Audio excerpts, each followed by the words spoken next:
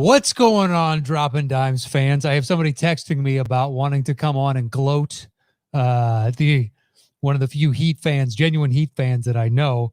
But so I'm letting him know right now that he can find it there. Hopefully he joins me over there. And you know what? I'll copy the invite to send over to him. How is everybody? Hell of a game last night. If you're a Lakers fan, maybe not so much, but I like it because now the season or the series is legit. We have some competition. They're not going to roll over. It's something good to see. A, it means there's going to be an extra basketball game. And B, even shorthanded, they were a handful. I mean, the Lakers came out in that first quarter, man, and they were just turning the ball over left and right. They looked so mentally checked out, as if they figured they didn't only had to put in a third of the effort to win the game, and the Heat just out hustled them at all times. And if anybody wants to join, I'll bring you on. The email is at the top there, Dropping Dimes Show, and just email over to the show and I will send you the link, and we'll get you on and get your 2 cents on everything that transpired last night. What a game. Before the series started, we had that bettors preview with Josh McCouga and Sean Green, and it came up with would you bet on Jimmy Butler going 30 plus points and the Heat winning it? And it's up until then, outside of the Pacers series, the recipe for success for the Heat was moving the ball around, get as many guys into double digits as they possibly could, and that would be the blueprint for a win. And last night they were moving around. I think my favorite thing was after the game, all the accolades and the credit is being pushed Jimmy's way. And one of the things he made it a point to say was that Duncan Robinson needs to keep shooting as much as he possibly can. Anytime he gets an open length, pull the trigger, which is excellent to say. That's what you need to tell them. A young guy like that of, you're in here for your 3-point shooting, and you need to not be afraid to shoot the ball. Like Tyler Hero, through the first 3 quarters, was not having a good game, but that didn't stop him from continuing to shoot. And guess what? Shooters got to shoot, and he made it in the fourth when they really needed it. Clutch 3. Had a nice layup in transition. I believe it was an and one against KCP where he did a little curl and was on the left side of the rim, and he drew some contact and put it up. And he obviously had the little snarl at the end. I've already seen has been made into T-shirts. You can go over to, it was either Redbubble or TeePublic or one of them, and somebody's put up that little snarl from Tyler Hero. But it was, the fight in them, they were everywhere, just everywhere. What they needed to do was limit the second chance points the Lakers got, and they were flying in to get the rebounds. They were contesting all shots. The only real problem that I took away from it, the real thing that I think needs to be addressed, is Jimmy driving to the hoop and throwing out when some of those, yes, they very well could have been blocked, but AD was in foul trouble early, and if you're driving in there and you've got AD trying to be a presence on the inside, make him earn it. He had 3 fouls through he had to sit in the first after getting 2, and then he got a third in the second. I've got it down in my notes.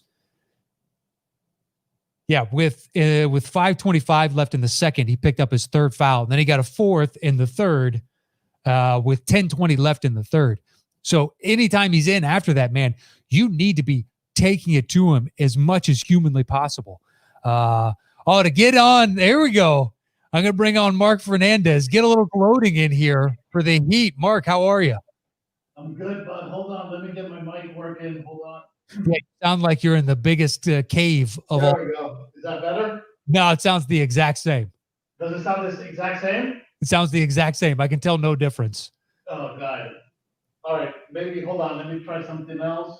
Okay, go for it. I'll continue to talk and you try and sit there and fix that.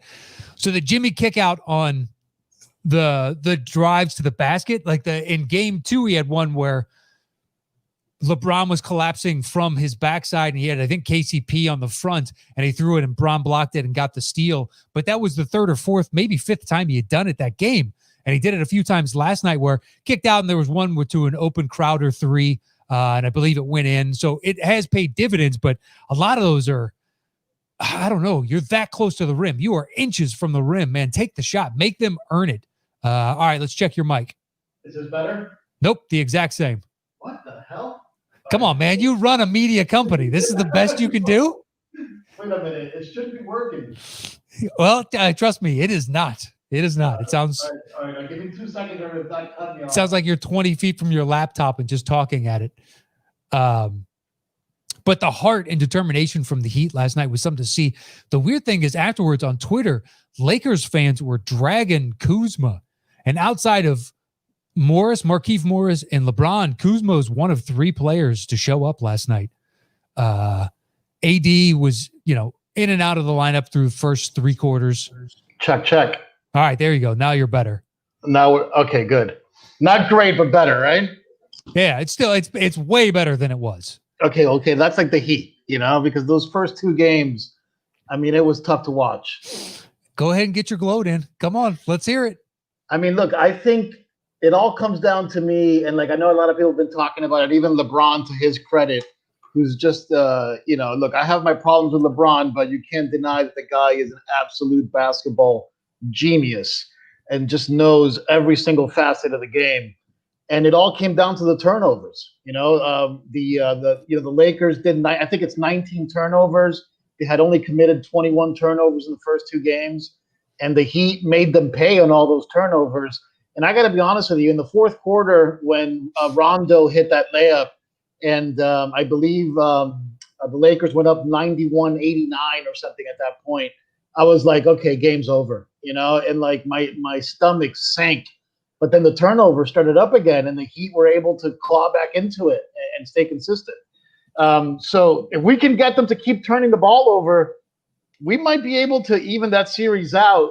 I don't know if look, it's a hard task, but I think that the turnover game is a big deal because we were getting out rebounded so badly in those first 2 games. Crushed on the rebound. Yeah, crushed on the rebounds. That those turnovers really saved our life last night.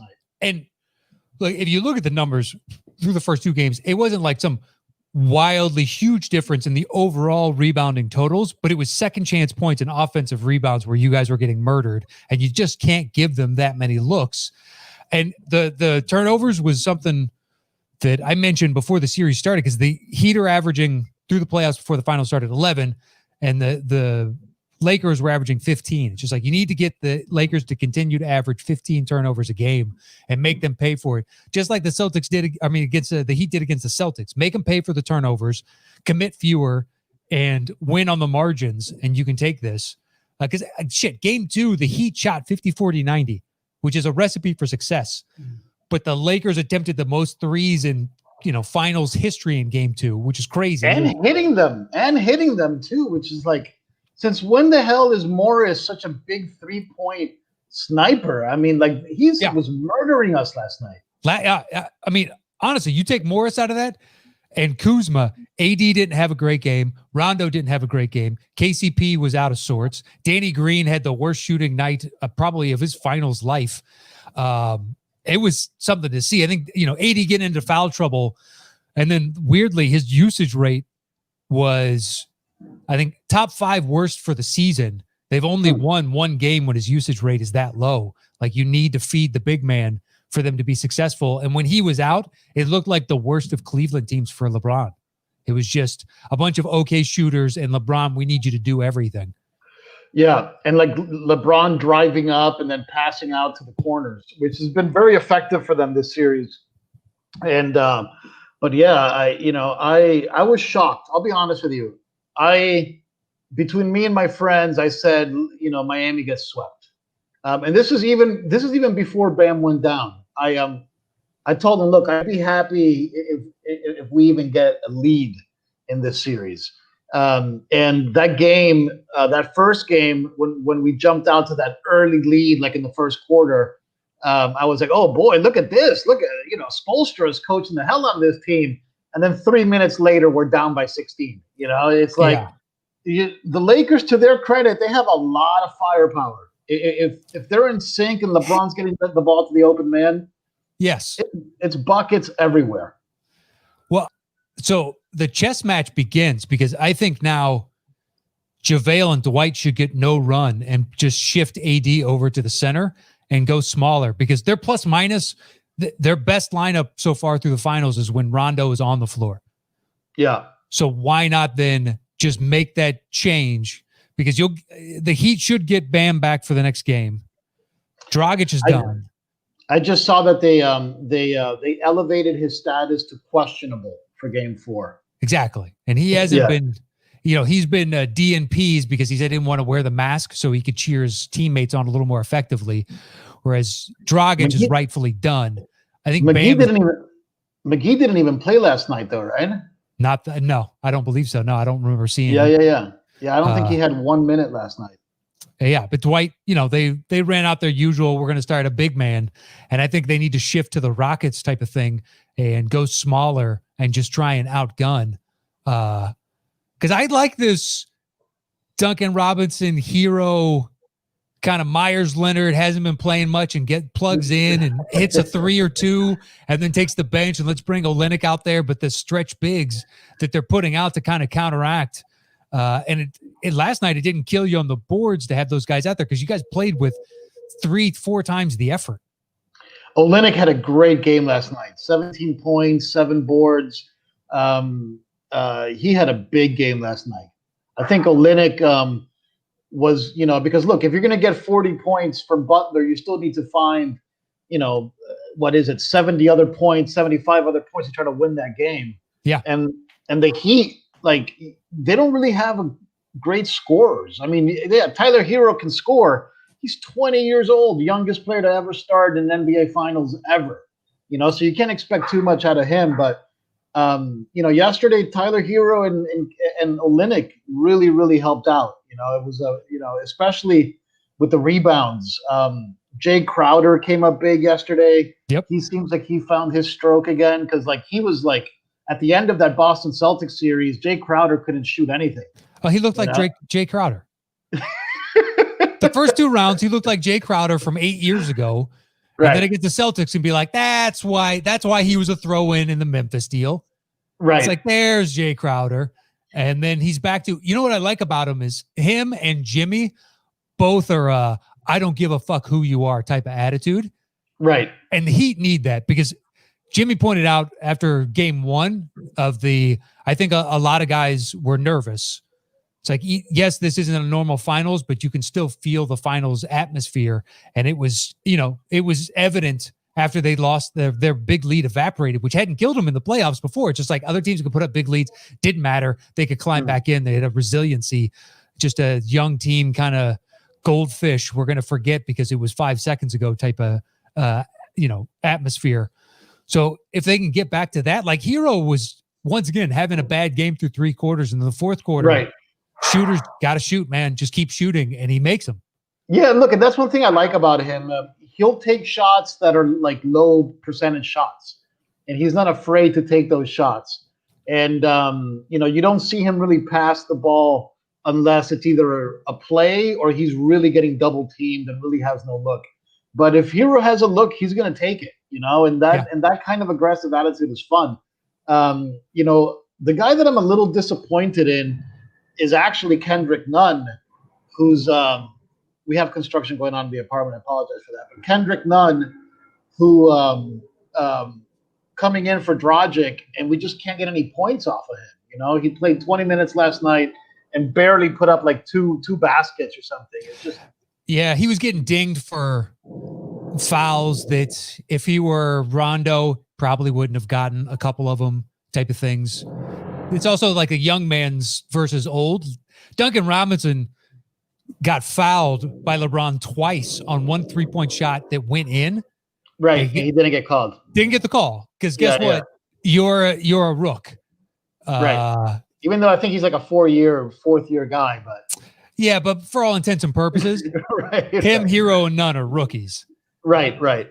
So you're just not going to get those calls. Whereas it doesn't bother me that LeBron gets them because he's LeBron. He has earned that right to get, slightly softer calls. Although I do hate him lobbying every time he doesn't get a call or he doesn't feel like one should have been called on him. Which is like, dude, you get the preponderance of calls. You need to dial this back. Yeah.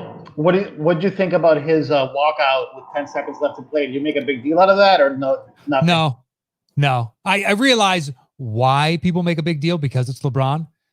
And I love that, Jared Dudley got some playing time. So officially now he has played in NBA finals, but they had to check in 3 guys. I think it was Caruso, Dudley, and somebody else had to check in. Anthony Davis. Anthony Davis had to check in. Yeah. To cover those guys that walked off. Because Kuzma was already in the locker room by the time LeBron got back there. Yeah. It's honestly, it's a whole lot of, if that was the final game, then I think it's a talking point. The fact that it was game 3, it's just like, this one's done. I know it. You know it. There's literally no point in me standing out here for 3 seconds. So to me, it's a no, but I understand why people make a big deal out of it. So what do you think? Gentleman's sweep, or you think the Heat have enough firepower to steal one more? Boy, I really hope they steal one more. Man, I hope this next game, being knotted at 2-2 would change the entire complexion of the series. With Bam coming back, more than likely, to upgrade it, like you said, to questionable, which I hadn't officially seen that. So that's good to see. Because he was, I think they were on the fence about game 3 and held him out by all reports like the day before. It was like, we're not entirely sure. So getting Bam back and the fact that now Olynyk should have the confidence to play. Myers Leonard could be like the perfect teammate. Happy to play 2 minutes, happy to play 0, happy to play 20. Doesn't care. Is going to give you the same effort on the sidelines as he is in the game. But to get Bam back, and especially I think the Lakers have to basically not do this starting the bigs, because Dwight got some early easy dunk on rolls type of thing, but they got outshot and out hustled by the little guys. So I think my guess is Vogel counteracts that and goes with the Houston Rockets strategy and goes small. So Bam would be your big versus AD. And then I could see you guys winning another. I'm hoping game 4 is a Heat squeaker and it's just a solid from start to finish. That's my hope. Look, from your mouth to God's ears, but it's going to be tough, especially if Markieff 3-point Morris shows up again like that. I mean, that guy couldn't miss, man. I was like, is this guy really killing us like this? Like, I thought he was going to be the story of the game and we were going to lose that game because Markieff Morris. I'm getting that right? Because I always confuse them. It's Markieff is on the Lakers. Yeah, Markieff just sinking those threes like nothing and not even hitting the rim. It was just like perfect shots. We have Solomon Will is our Markieff Morris. Oh, Solomon Hill, you mean? Solomon Hill, I mean. Black Nick Moon? Dude, he looks like he just got out of a bunker, like blast from the past. And he's like, what's going on, pandemic? He looks like he could play linebacker for a football team. He looks like he's about 250, 260, man. He looks big. He looks like he's sitting on the conspiracy theory of all conspiracy theories, like the pinnacle of fucking Kilimanjaro conspiracy theories. But he had one big shot yesterday, man, and we needed that shot. That was a big 3 that he hit. Yeah, he's attempted 5 in the playoffs, I believe, and that was the first one he's made. You need that shit, but I mean, if you can get either AD or LeBron into foul trouble like you did and take them out, especially LeBron, if you can get LeBron into foul trouble, the Lakers offense will fall off a cliff. Like they'll end up it'll be a scratch. And you could easily take them, but getting one of those 2 guys, because you just need to say anybody else on the Lakers to beat you. Then those 2 guys. Here, let's get a question. What do the Heat have to do to defend? I mean, because obviously, look, a big buzzword around the playoffs have been the Heat's zone defense, which is really good at protecting the paint. But what do the Heat got to do defensively? I kept thinking about this last night, but my basketball brain isn't that evolved. What are you going to do to protect those perimeter shooters? Because it seems like that's where the Heat are getting killed, is when LeBron does his drive and then kicks out to the one open guy. And like, it seems like 5 times out of 10, the open guy is making the three. But see, personally, I take that because I'm, yes, Rondo and Markieff and Kuzma as well. Kuzma and Markieff were both hitting threes last night. And but KCP, in that first game, KCP was hit like 6 threes in a row or something. Exactly. But that's the thing with KCP. He has a good game, and then he has a question mark game. And then now he's had another question mark game. And then he'll probably have a good game in game 4. And then he'll have a question mark game. Like I don't know what I'm getting from him night to night. So if you could take away the paint, nobody finishes better at the rim in the playoffs than the Lakers. And nobody finishes in transition better than the Lakers. You take away those two things and make them earn it from everywhere else. Suddenly they're a beatable team.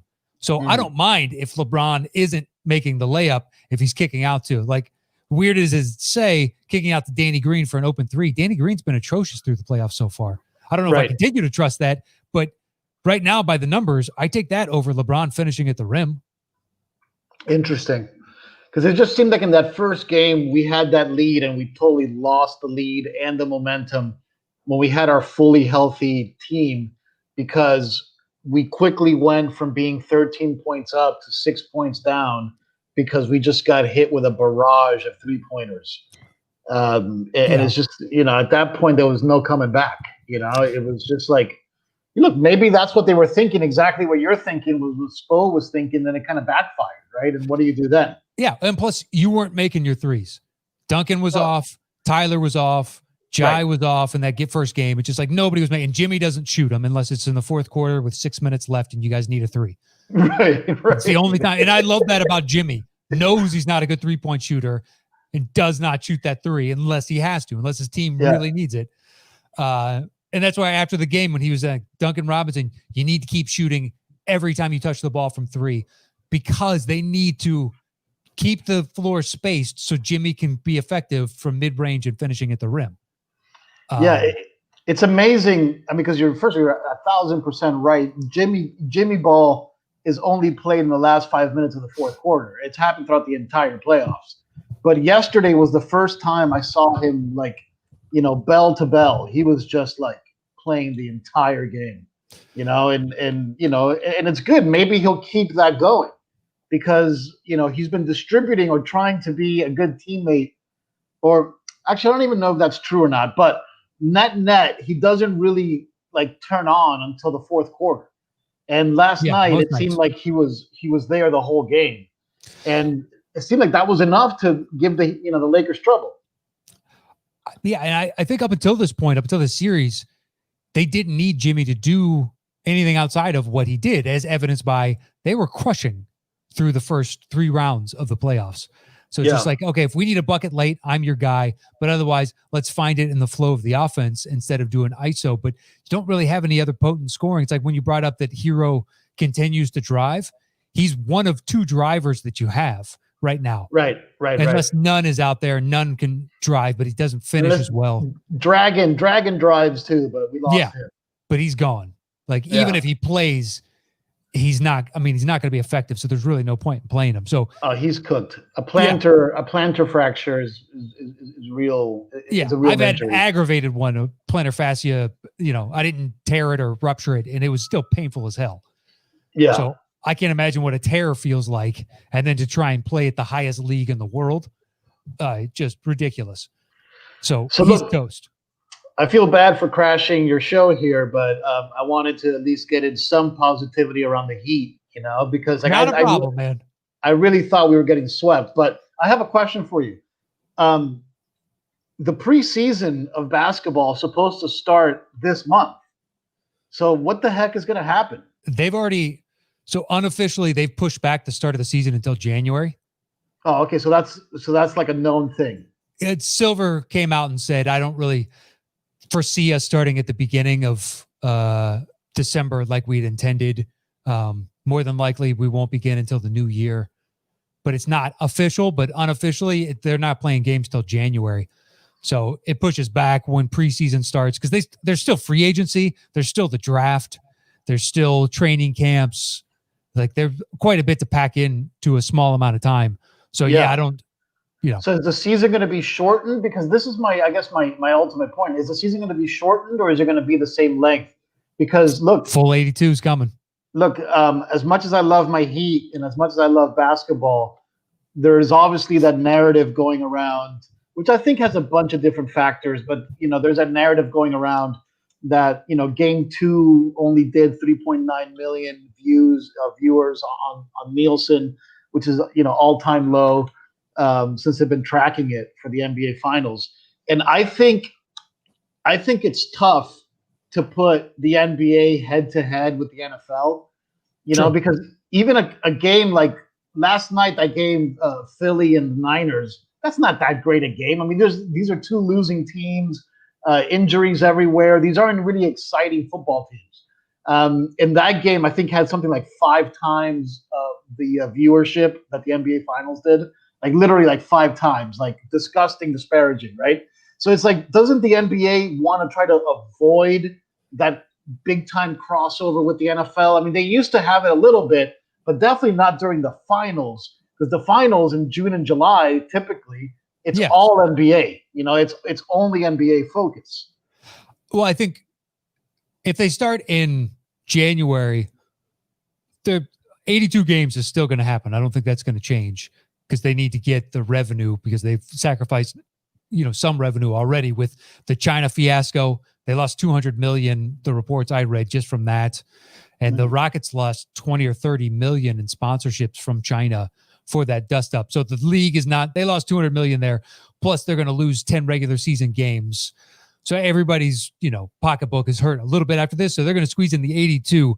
I think ultimately what everybody wants, or the groundswell seems to be starting the season in the future later, so that you're going up against the NFL less, and then it ends sometime in July to early August.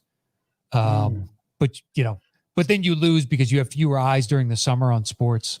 So it's a trade-off, but yeah, they get murdered going up against the NFL. So they're not, they just do. It's not even a fair, it's not even a fair matchup, and it's like, it seems to me that, Major League Baseball, shortened the season to, like, I believe they only ended up playing like 60 something games or something like that.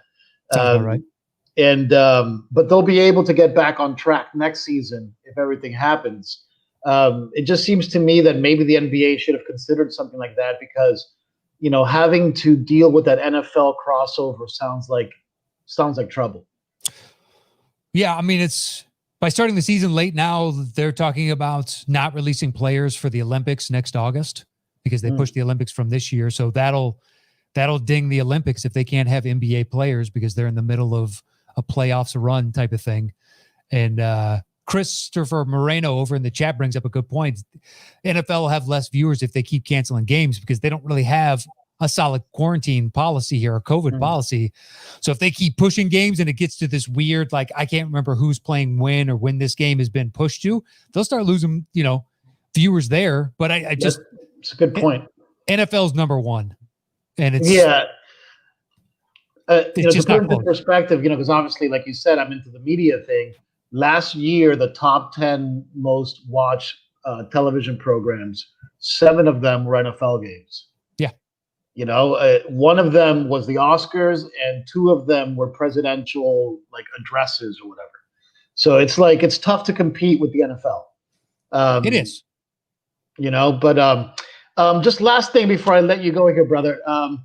What's good with the draft? Any players are coming out that you think are exciting to be into the NBA next season? James Wiseman, any guys that you're into? You're asking the wrong person, man. Got it. I don't know the players until I see them at the draft. Like, I know some of the names up at the top, that Edwards kid, but a lot of people are saying he doesn't have the heart of determination. Yeah. And then there's also an Israeli kid coming out. I'm not going to say his name because I'll butcher it, but there's a player who's been playing overseas, I believe for the Tel Aviv team. Okay. Who they say Maccabi? is like, maybe, something like that. Who's like the second-rated player, okay. And then there's that kid who's like 7'1", James Wiseman, who they say is really good. Okay. But anyway, yeah. I mean, if you're not following that, all good, man. No, But I'll see him at Summer League. Like I said, there won't be a Summer League this year. So that's normally when I find out who those guys are. I go to Summer League and watch a bunch of games, try and see who the biggest prospects are. But yeah, the tournament, I try and tune in for March Madness to see if guys like, oh, this guy's going to be in the top 10. I would watch, try like and watch one of their games. Like that Hunter guy from, I think he plays in Atlanta now or whatever. But it's interesting stuff, man. I can't wait for all this stuff to sort of somehow get back to normal. But look, the bubble, to your point, man, the bubble has been great because there haven't been any hiccups, right? And how many more hiccups are the NFL going to have? Yeah, that's a good point. Exactly. It is a good point by Christopher. It's like, and so they can extend, but what happens then if we have numerous of these? So we're going to have like a week 17, week 18, week 19, week 20 type of thing to make up these games. And then it pushes. So then it just indeterminately pushes. And plus, what about the site of the Super Bowl? Can they just indefinitely keep pushing when they're actually going to hold this massive, game? Perhaps, but yeah, because I think even tonight there's two games. There's the Patriots and the Chiefs on CBS, and then the Monday Night Football game. But yeah, they're regularly scheduled. Yeah, but who knows what happen like in the future if they shift to testing, closer to game times and stuff, and you get a false positive, so you're going to keep certain players out. And now that the NFL wants a piece of that betting money, right? They don't want to do that because it's going to screw up all the betting money, and they'll lose. It's a big fat headache. So, all right. So last thing, and I promise you I'm going to hang up, and thank you for having me on. Not a problem. Always got time for one of the true Heat fans that I know. What's your prediction for Game 4? If the Heat came out and played like they did last night, they can make it a game. Previous rounds, like against the Nuggets, everybody was saying after the Nuggets won Game 3, you woke a sleeping giant, and that was true. I don't think that's the case this time around with the Lakers, because they should already have the state of the sense of urgency. So will it lead to a bunch of dysfunction? Because AD by rights should pull LeBron aside and be like, dude, you have to get me more involved in the offense. Will Vogel make the switch to pull Dwight Howard out? Because I think he should. I don't know. I don't know, but I think, man, I really want to see the Heat win. I really want to see the Heat win. So I'm just going to say that Heat are going to take it. It's going to be a super close game. Heat win by 2. Wow. You're getting Bam back more than likely. That's going to be huge. I know, but Spoelstra is so careful with that stuff, about playing guys that aren't 100%. Supposedly Bam wanted to play last night. And Spoelstra said no. And then Bam said, well, okay, can I at least get dressed? Because he was dressed last night. Yeah. Can I at least get dressed so I can cheer on the sidelines and not have to wear a mask? I mean, these are quotes that I've been hearing on the press. I don't know how accurate it is, but he was on the sidelines cheering, in fact, without a mask, and he was dressed. Yep. So Bam probably would have gone last night if it wasn't for Spo and the Heat sort of pulling him back. True. So yeah. All right, brother. So look, I'm going to predict that it'll be very tough for the Heat to win the next one, because if LeBron comes out with that face and that anger and that attitude, I mean, he's just, at the end of the day, he's the best player in basketball, and there's really nothing you can do to deny that.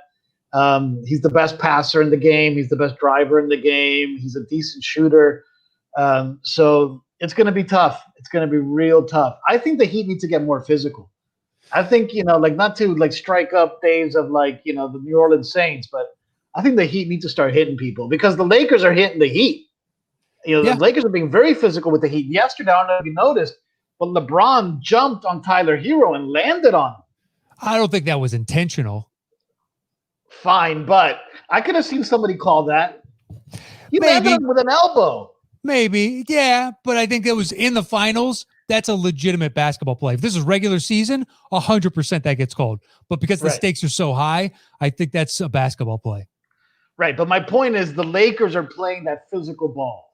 where it's like if everybody was comparing the Heat to the '04 Pistons, right? I'm sure you heard that going around. The '04 Pistons with Wallace and those guys and Chauncey Billups, they were aggressive, physical dudes.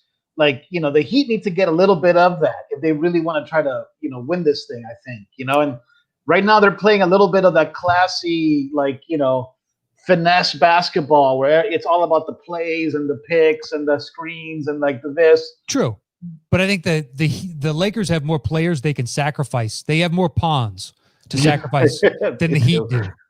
So I know what you mean, but you'd have to sub in like Solomon Hill would be getting more run, would go in there and just foul the living shit out of dudes. Not a bad strategy. Right. Get into the bonus early, but send Solomon Hill in there to just hurt people. But then you're getting into the bonus early, and then like who are you fouling at that point? Because the ball is going to be in AD or LeBron's hands. AD is a really good free throw shooter. Oh, he's LeBron's amazing. a good free throw shooter.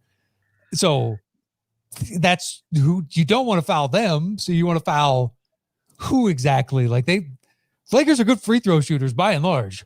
Yeah. All right, brother. This is awesome, man. Thank you so much for having me on the show, man. I appreciate it. No worries, dude. Good luck to your Heat. Thank you, brother. Take it easy. Peace. So, yes, do I think the Heat will win? Man, I really want to. I really want to see the Heat just because I want to see this go 7. And if I am forced to pick between the two, I choose the Heat just because the Lakers have won so many.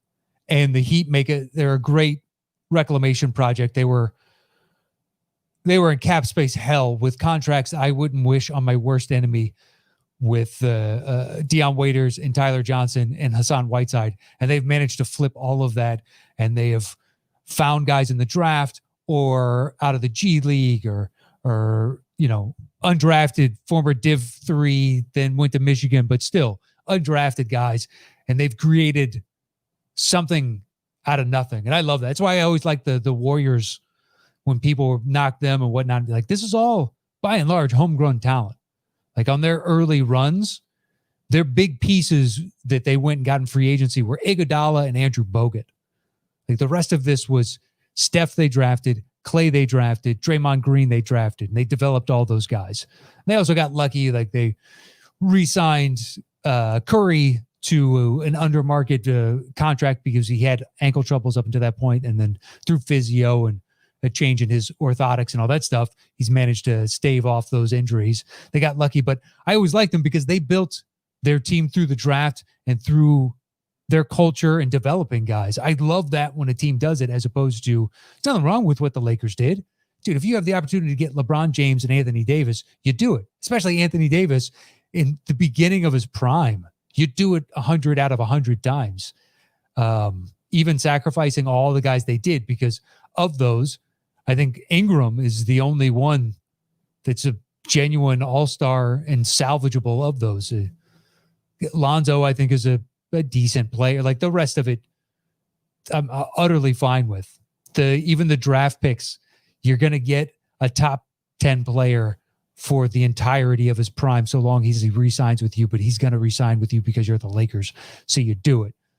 So I'm pulling for the Heat for that. They built the team, from the ground up. They got Jimmy in free agency, sure. But then after that, it's all by and large their guys. They made trades. Sure, they brought in Iguodala and Jai Crowder by shipping out Winslow. But it's not as though they brought it. That's not the equivalent to an AD, especially when Iggy was the centerpiece of it and Crowder has been the best part of it. So that was just a good trade on their part, and it's part of the team building that Pat Riley and the Heat have done as an organization. I'm pulling for them. Do I think the Lakers are going to win the series? Yes, I still maintain that, because if AD and LeBron stay out of foul trouble, you're going to get 60 to 65 points from them, 20 to 25 rebounds, 15 to 18 assists, 5 blocks, 5 steals, potentially 7 personal fouls, and probably 7 turnovers. That's pretty impressive from two stars. That's a winning formula. You just need a couple guys around him to hit shots. And when AD sits for that long, and even when he comes back in, the offense doesn't choose to use him as much, it really then reverts back to the worst of LeBron's teams in Cleveland. And then you need a Herculean effort from a 35-year-old guy. It's entirely possible, but it's asking a lot of him, especially with another team that is young and hungry on the other side and is willing to, if the Heat can continue to blitz like they did, I think the Heat have a shot in every one of these games. They just can't give up. They need to continue to shoot from 3-point, not be fearful of that, especially Duncan Robinson and Tyler Hero, because I don't think Jack Crowder has any problem with continuing to do that. And if the Heat get Bam back, suddenly they have somebody that can kind of defend AD. That's huge. So there you go. It's not a full show today. It's kind of a recap of Game 3. We'll have our regularly scheduled show on Wednesday and Friday because we're going to have games, baby, on Tuesday, tomorrow night. And then Friday, we'll have Game 5. And hopefully that's not a deciding game. And we need a Game 6 and we need a Game 7. And we're doing this dance next week as well. That's what I'm hoping for, guys. Fingers crossed. So that's the other reason I'm pulling for the Heat in the next game, just to extend this damn series. More basketball. It makes me happy. Makes my life better. That's for damn sure. But anyway, that is it for today's Dropping Dimes. My thanks to Mark for impromptu shooting me a text and be like, I got to jump in on this, get some love for my Heat. And rightly so. It was a hell of a game last night. And it was music to these eyes, because I can't think of another phrase that would work better in this last little wrap up here. But that is it for today's Dropping Dimes. Thank you to everybody over in the chat that joined in and this impromptu little thing. I appreciate you guys coming in each and every time with all the different comments. Couldn't get to them today with Mark jumping on, but don't worry. Friday will be the normal fan show, and I'll get a guest in for a Wednesday show. And that is it for today's Game 3 recap here on Dropping Dimes. I'll see you guys at Wednesday at our regularly scheduled time of noon going live. And that is it. Adios.